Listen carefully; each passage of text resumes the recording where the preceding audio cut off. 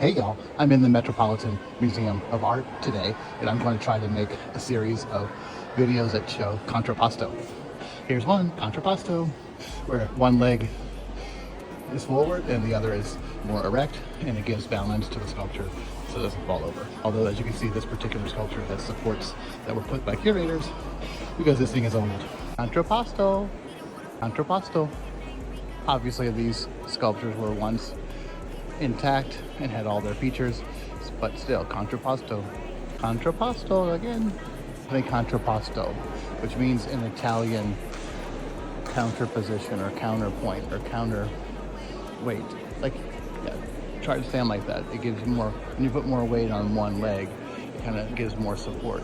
Or if, like, if you ever ride on the New York City subway and you put one foot in front of you and one foot back, you won't fall over.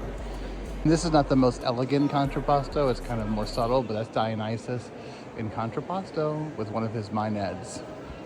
Well, because it's Contrapposto, it's Hercules, but he's also leaning against the stump, which is a clever way to add more support to the sculpture. And Aphrodite Contrapposto, and again, you can see where the artist has created some support.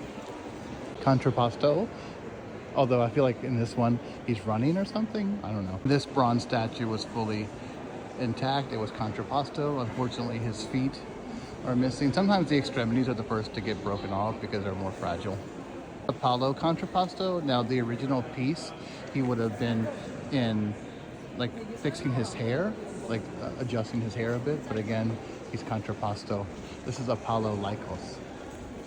Sculpture of an Amazonian woman is Contrapposto, and she's also doing that thing with her arms there.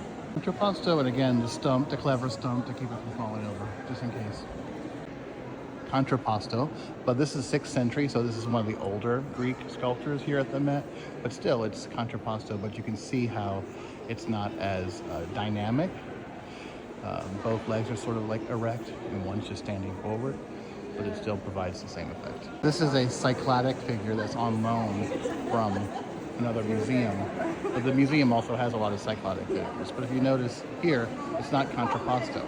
But you can kind of almost imagine how the development of Greek art, they're going to get there one day. Like, there's a slight bend in the knee.